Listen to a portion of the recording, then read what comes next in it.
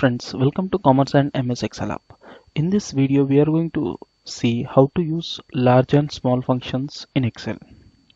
Okay, so to begin with, go to Formulas, More Function, under Statistical, you can find large and small functions. Okay, so let us see how can we use this large and small functions. There is a sample data.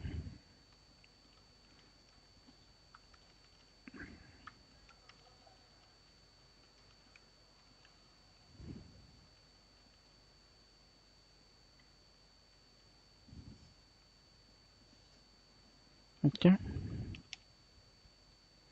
so this is our sample data. Now out of this data, it is a very difficult for us to identify what is the fifth largest number out of this and what is the fourth largest number or second or third largest number. So for this we can do sorting, or else instead of doing sorting you can use large function and select the entire array where you want to apply. Array in the sense range, so where you have your numbers data, that range is called array.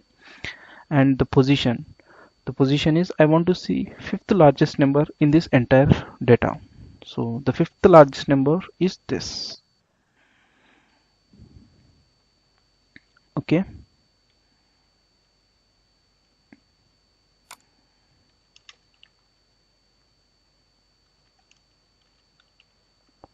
okay, this is an static formula. Now we want to make it dynamic, so instead of writing number 5 within the formula, you can refer to a particular cell.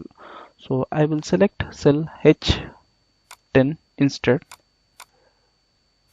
sorry, H10, so that you can directly update the required largest number over here. So instead of fifth, let us remove this heading, and so this is the fifth largest number. Now I want to see eighth largest number, so this is the eighth largest number. And what is the first largest number in this? Obviously the first one is the first largest number, because remaining all are less than this one. Okay, and the fourth one is this one. Okay, and in the same way you can see the smallest number as well, small number. Okay, and here you can write small, and in the same way you should select the entire range where you have this data and refer cell H14, close the bracket, and I will give 4 over here. The fourth smallest number is this. And what is the first smallest number? So this is the first smallest number. I think we can easily identify the second, third. The fourth is 15, 17. So this is the fourth one. Yeah. So in this way, this large and small functions are useful, friends. So we can try these two functions and apply wherever it is required. So these are the statistical functions. So if you have any queries with regard to these large and small functions, you can post in the comment section.